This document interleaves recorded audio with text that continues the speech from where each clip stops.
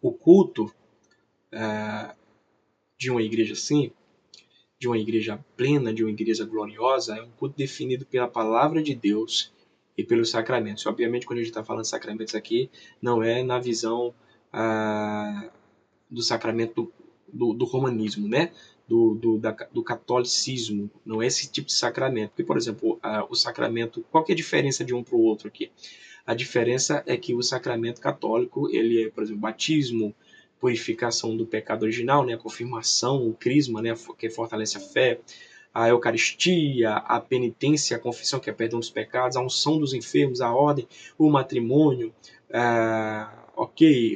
já do lado protestante, o sacramento é o batismo e a ceia do Senhor, que é essa comunhão. O batismo, né, é essa declaração pública de fé, e a ceia do Senhor é essa comunhão, né, que é o memorial da morte de Cristo. Então a gente não come o corpo de Cristo e não bebe o sangue de Cristo literalmente. A gente faz isso em memória do Senhor, né? Fazer isso em memória de mim. Todas as vezes que vocês comerem e beberem meu corpo, meu sangue, façam isso em memória, para se lembrarem de mim, para se lembrarem daquilo que eu fiz por vocês quando estava aqui com vocês. Então, os católicos, por exemplo, eles creem que o sacramento ele causa a graça. Participar do sacramento causa a graça. Já nós, protestantes, cremos que ele significa graça. Ele não causa a graça, mas significa essa graça. Tá bom? Segunda coisa, a beleza e a glória de uma igreja. Onde está, para Benjamin Kitt, a beleza e a glória de uma igreja genuína? Está em uma igreja ser habitada por cristãos genuinamente convertidas pelo Espírito Santo. Inclusive, ele vai usar um termo muito mais forte no livro dele, né? Ele vai dizer assim: todos, absolutamente todos os cristãos dessa igreja gloriosa, bela, precisam ser cristãos genuinamente convertidas pelo Espírito Santo. Então a beleza, a glória de uma igreja está em eu e você, meu irmão. Sermos transformados, crentes de fato, cristãos de fato, vivendo genuinamente uma vida transformada de glória em glória, para a honra e para a glória do Senhor Jesus Cristo. Então, a igreja, que é composta de membros que carregam uma vida mais ou menos para Kitt, não é uma igreja bela, não é uma igreja gloriosa. Tá? Terceiro ponto, a organização da igreja na admissão dos membros. Eu achei essa parte magnífica. Qual que é o padrão hoje, na maioria das igrejas, para receber membros novos dentro da igreja? Tanto membros convertidos, quanto membros que saem de uma comunidade de fé e vêm para uma outra igreja, né? Qual que é como é que funciona a organização para poder fazer o reconhecimento e a admissão dessas pessoas nas igrejas? Bom, hoje, infelizmente, os membros eles saem, tem um momento com o pastor, onde eles vão informar por que saíram da igreja, tal, e na maioria das vezes esses irmãos, a igreja que nunca foi suficiente para eles, né?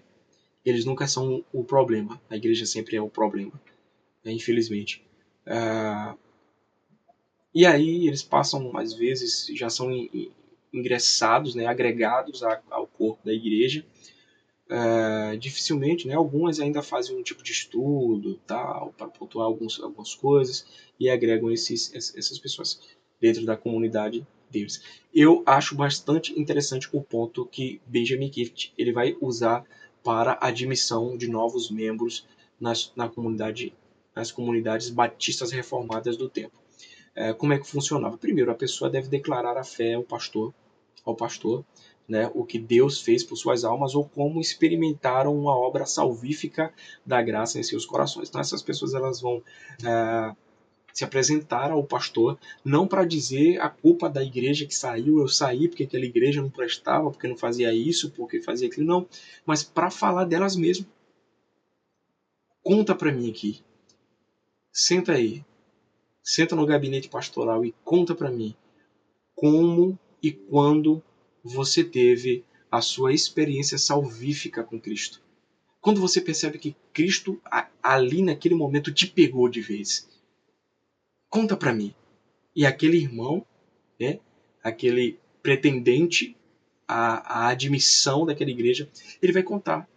Cristo me encontrou quando eu estava lá sentado no sofá, o Senhor falou meu coração e tal, não sei o quê, e ele vai contar essa experiência. Olha que coisa linda, olha que coisa maravilhosa. Vem aqui. Eu não quero escutar o problema que aconteceu na sua igreja, na sua antiga igreja. Eu quero ouvir quando Deus te salvou. E não parava por aí, né, obviamente. Quando esse irmão ele fazia isso, ele não era admitido de imediato na, na, na comunidade de fé. Alguns passos precisavam ser dados. Qual era o segundo passo agora? A igreja deveria ficar plenamente satisfeita com as suas vidas santas e com as boas condutas. Você falou como Cristo te salvou. Você verbalizou. Você teorizou, né? Usou a teoria ali para poder falar como Cristo te salvou. A igreja agora, os membros dessa igreja, precisam avaliar você durante um bom tempo para saber se realmente a sua vida santa, se você tem realmente uma vida santa e uma boa conduta. Então precisa bater as três coisas, né? Aquilo que você falou, a sua vida e a sua conduta. Isso tudo antes de ser membro dessa igreja, tá? Irmãos, não faz sentido uma pessoa que não é uma pessoa piedosa, que não segue essas normas, essas regras, porque para ser cristão não é banda voando, não é algo solto. Para ser um cristão genuíno, você precisa, irmãos, você deve seguir as regras bíblicas para poder realmente ser esse cristão. Então, o cara chega, sai da igreja, nem sabe se é crente ainda, não tem conduta de crente, não tem conduta nenhuma de crente e quer participar de uma comunidade de fé para quê? Então a gente precisa te avaliar e enxergar se você de fato é essa pessoa crente ou não, tá bom? Coisa boa, né? Coisa maravilhosa. Salmo 66:16, a respeito disso que a gente falou, fala assim, ó, venham e escutem ou ouçam todos vocês que temem a Deus, e eu contarei o que ele tem feito por mim. Atos 11:4-6 diz assim, né? Pedro então começou a explicar-lhes exatamente como tudo havia acontecido. Eu estava na cidade de Jope orando, caindo em êxtase, tive uma visão.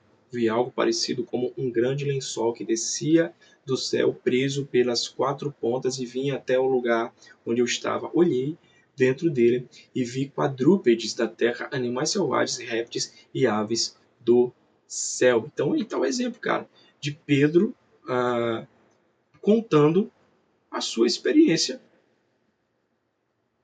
O salmista convidando o povo para se juntar, para contar da sua experiência com o Senhor. Então, terceira coisa, quando esses cristãos, ele falou, né, foi avaliado a vida, a conduta deles, agora eles são admitidos. Quando esses cristãos eles são admitidos diante de toda a igreja de forma solene, eles entram em um pacto de comprometimento com essa igreja. Escute essa palavra, um pacto com essa comunidade de fé que eles decidiram, por livre e espontânea vontade, ser membros, tá bom? Se comprometendo a caminhar na comunhão, a submeter-se aos cuidados e à disciplina dela, a caminhar fielmente nas ordenanças, que é aquele sacramento, né, que a gente falou, serem alimentadas e manterem comunhão ali, adorar a Deus sempre que possível, quando a igreja se reunir, e entregar-se à vigilância e aos cuidados do pastor. Sabe o que é interessante quando a gente fala disso? Que esse pacto, que eu fiz questão aqui de enfatizar, esse pacto, ele já não existe mais no meio dos membros. Ele não existe mais. Então o cara tá lá na igreja e ele faz o que ele quer da vida dele, né? Então ele chega na igreja,